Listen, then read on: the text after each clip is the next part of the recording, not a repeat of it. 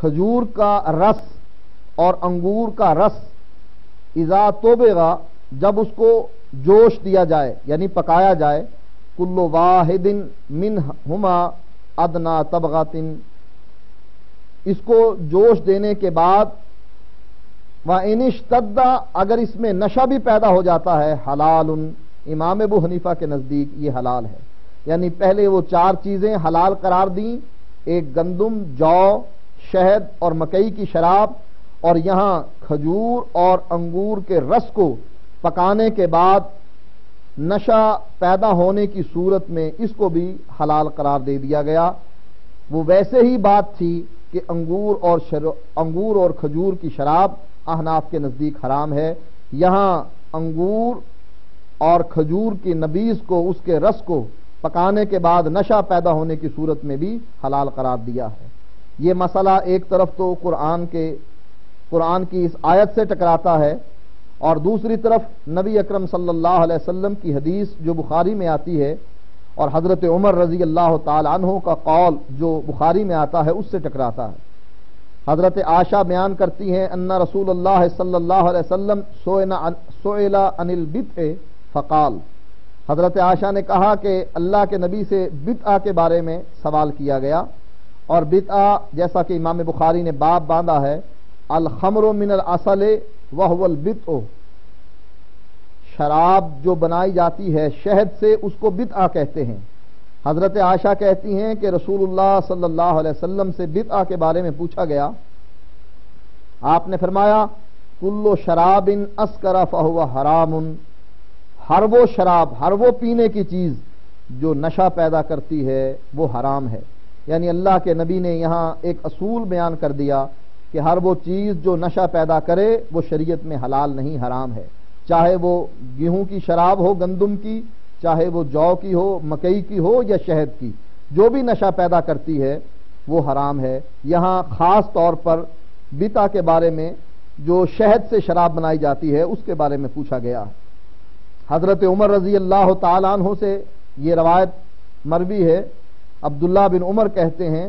قام عمر علی المنبر فقال،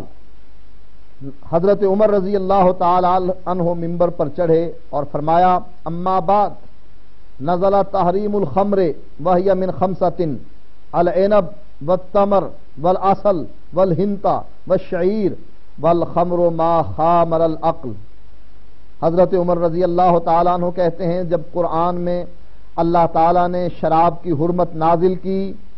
تو اس وقت مدینے میں 5 طرح کی شراب چلتی تھی، ایک انگور کی شراب، اور دوسری کھجور کی شراب، تیسری شہد سے بنائی ہوئی شراب، چوتھی گندم سے بنائی ہوئی شراب، اور 5ویں جو سے بنائی ہوئی شراب۔ جب اللہ تعالیٰ نے قرآن میں شراب کی حرمت نازل کی، یہ حرام ہے، مدینے میں 5 طرح کی شراب چلتی تھی، یعنی 5 طرح کی شراب حرام ہو گئی کیونکہ یہ 5 طرح کی شراب مدینے میں موجود تھی، اور عام شرابیں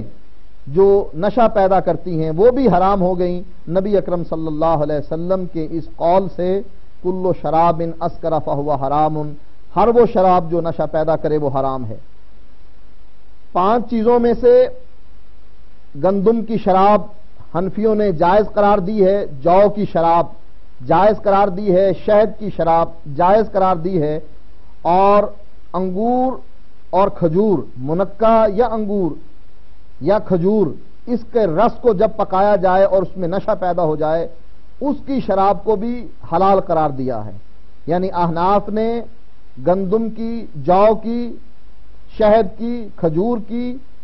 اور انگور کی شراب حلال قرار دی ہے، اور اللہ تعالیٰ نے اس کی حرمت کا اعلان قرآن میں کیا۔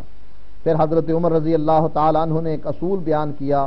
والخمر ما خامر العقل، خمر کسے کہتے ہیں؟ کیونکہ احناف لوگوں کو شراب پلانے کے لیے مختلف طریقوں سے خمر کی تعریف تبدیل کرتے ہیں کہ خمر صرف ان چیزوں کو کہا جاتا ہے، ان شرابوں کو کہا جاتا ہے جو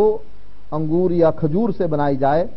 تو حضرت عمر نے فرمایا الخمر ما خامر العقل، خمر وہ ہے جو عقل پر پردہ ڈال دے، یعنی ہر وہ شراب خمر کہلائے گی کہ جو عقل پر پردہ ڈال دے اور انسان کو اچھے اور برے کی تمیز نہ رہے۔ قرآن کا تیسرا مسئلہ جس میں احناف مخالفت کرتے ہیں، قرآن کی سورۃ نور کی آیت نمبر 2 ہے۔ اللہ قرآن میں کہتا ہے الزانیۃ والزانی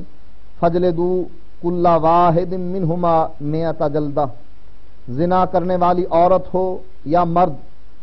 ان دونوں کو 100 درے مارے جائیں۔ یہ قرآن کا حکم غیر شادی شدہ افراد کے بارے میں ہے کہ جو غیر شادی شدہ افراد عورت یا مرد بدکاری کریں تو ان کے لیے قرآن کا حکم یہ ہے کہ ان کو 100 درے مارے جائیں، لیکن نبی اکرم صلی اللہ علیہ وسلم نے شادی شدہ افراد کو رجم کیا ہے۔ ماعز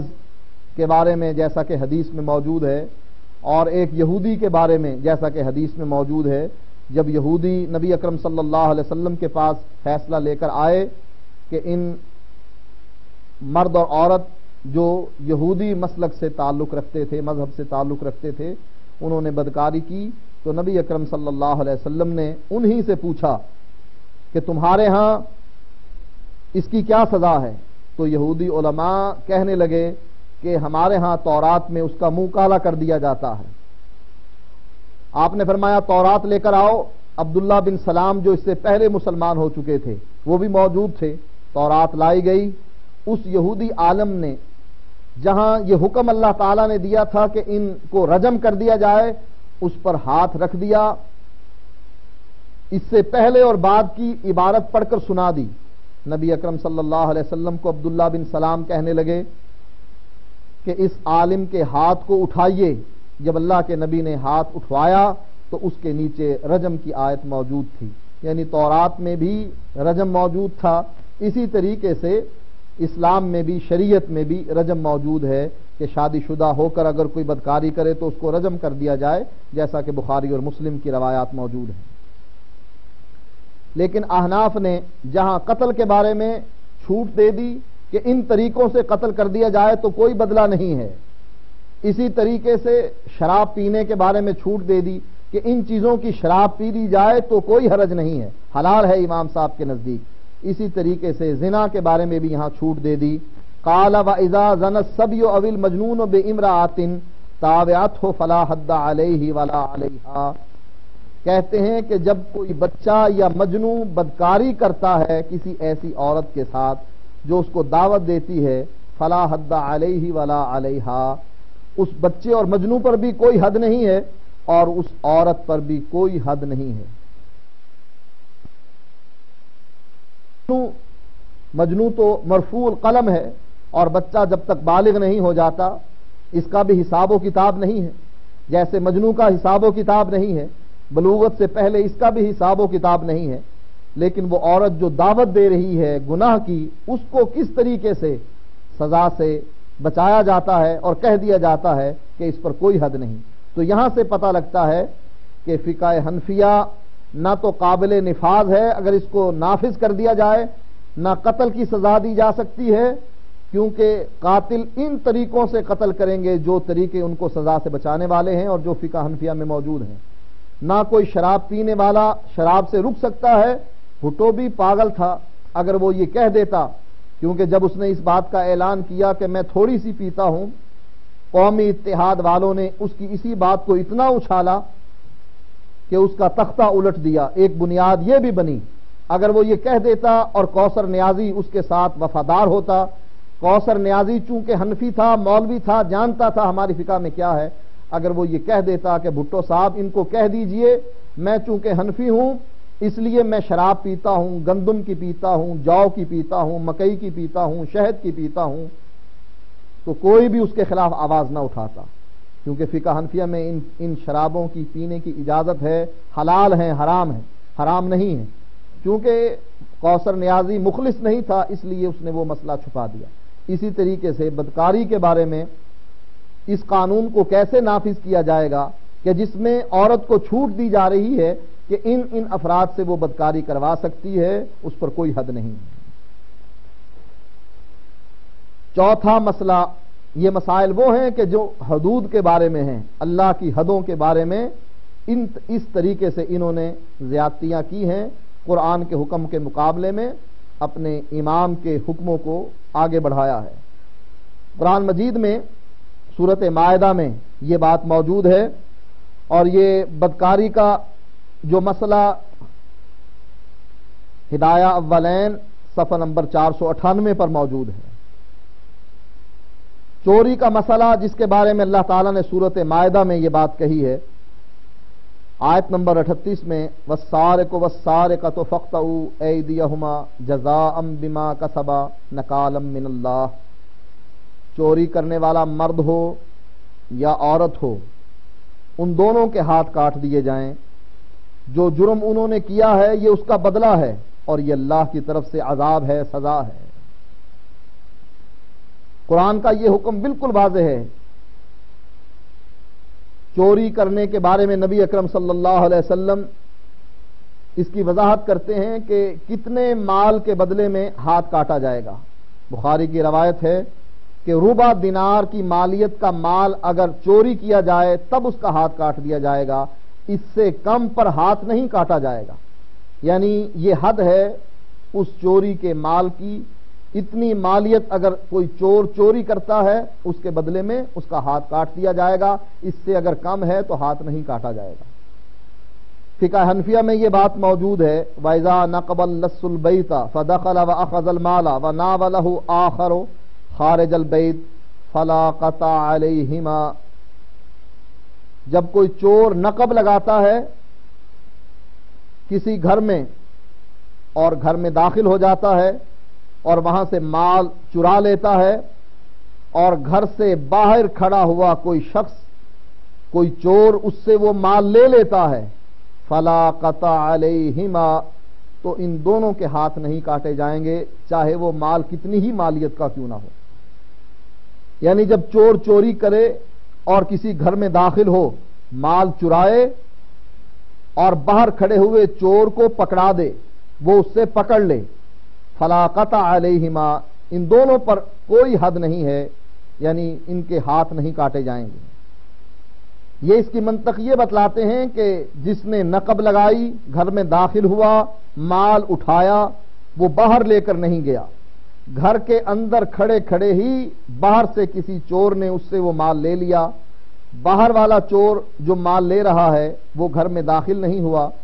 پہلا چور گھر سے باہر نہیں گیا مال لے کر، اور دوسرا چور گھر میں داخل نہیں ہوا مال لینے کے لیے، اس لیے دونوں پر حد نہیں ہے، دونوں کے ہاتھ نہیں کاٹے جائیں گے۔ وَكَذَلِكَ إِنْ حَمَلَهُ عَلَى حِمَارٍ فَسَاقَهُ وَأَخْرَجَهُ، اسی طریقے سے ہدایہ جلد نمبر 525 ہے، ہدایہ اولین، جس میں یہ چوری کا مسئلہ موجود ہے، اور 526 دونوں صفحوں پر یہ بات موجود ہے ہدایہ اولین میں، وَكَذَلِكَ إِنْ حَمَلَهُ عَلَى حِمَارٍ فَسَاقَهُ، اسی طریقے سے کوئی چور گھر میں داخل ہونے کے بعد گھر سے مال سمیٹ کر اپنے گدھے پر رکھ لیتا ہے، فَسَاقَهُ وَأَخْرَجَهُ، پھر اس گدھے کو ہانک کر لے جاتا ہے، تو تب بھی اس چور پر حد نہیں لگائی جائے گی، اس کے ہاتھ نہیں کاٹے جائیں گے۔ وَمَن نَقَبَ الْبَيْتَ وَأَدْخَلَ يَدَهُ فِيهِ وَأَخَذَ شَيْئًا لَمْ يُقْطَعْ، اسی طریقے سے تیسرا طریقہ یہ بتلایا گیا کہ کوئی چور کسی گھر میں نقب لگاتا ہے، گھر سے باہر بیٹھ کر اپنا ہاتھ گھر میں داخل کرتا ہے اور وہاں سے کوئی چیز چوری کر لیتا ہے، لم یقطع، تب بھی اس کے ہاتھ نہیں کاٹے جائیں۔ یعنی تین طریقے ہو گئے، ایک طریقہ نقب لگا کر باہر بیٹھ کر ہاتھ اندر داخل کر کے مال چرانا، اس پر بھی حد نہیں،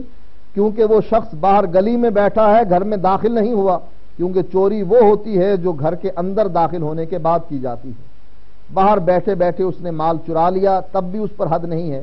اسی طریقے سے گدھے کو اپنے ساتھ لے آیا اور اس نے اس گدھے پر سارا مال لوڈ کر لیا،